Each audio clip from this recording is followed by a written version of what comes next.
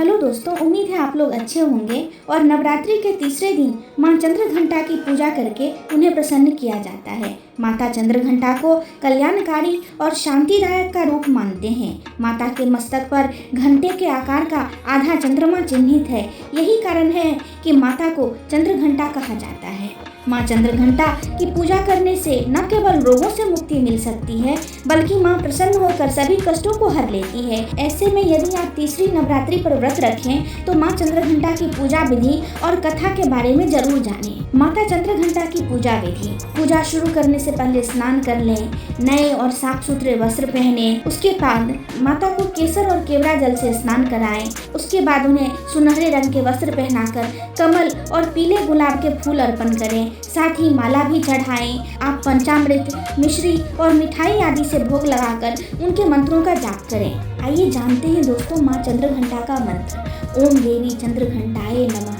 इस मंत्र से मां चंद्रघंटा की पूजा करने से मां बहुत जल्दी प्रसन्न हो जाती हैं। मां चंद्रघंटा का स्तुति मंत्र। या देवी सर्वभूतेषु मां चंद्रघंटा रूपेण संस्थिता नमस्तस्यै नमस्तस्यै नमस्तस्यै नमो नमः।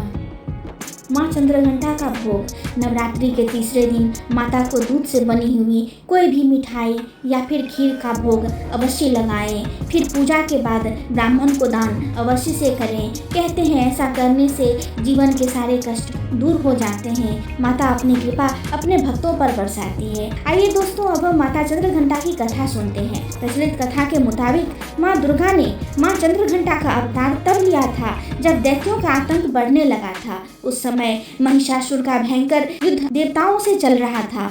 महिषासुर देवराज इंद्र का सिंहासन प्राप्त करना चाहता था। वह स्वर्गलोक पर राज करने की इच्छा पूरी करने के लिए यह युद्ध कर रहा था। जब देवताओं को उसकी इच्छा का पता चला तो वे परेशान हो गए और भगवान ब्रह्मा, विष्णु और महेश के सामने पहुंचे। ब्रह्मा, विष्णु और महेश ने देवताओं की बात सुन क्रोध प्रकट किया और क्रोध आने पर उन तीनों के मुख से एक ऊर्जा निकली। उस ऊर्जा से एक देवी अवतरित हुई। उस देवी को भगवान शंकर ने अपना त्रिशूल, भगवान विष्णु ने अपना चक्र, इंद्र ने अपना घंटा, सूर्य ने अपना तेज और तलवार, सूर्य ने अपना तेज, तलवार और सिंह प्रदान किए। इसके बाद माता चंद्रघंटा ने महिषासुर का वध कर देवताओं की रक्षा की। माँ चंद्रघंटा को देवी पार्वती का रौद्र रूप माना जाता है। देवी दुर्गा का ये स्वरूप साहस और वीरता का प्रतीक होता है। सिंह पर सवार माँ चंद्रघंटा असुरों का संहार करती हैं। ऐसी मान्यता है कि माँ की आराधना करने से ग्रहों के अशुभ प्रभाव से छुटकारा मिलता है।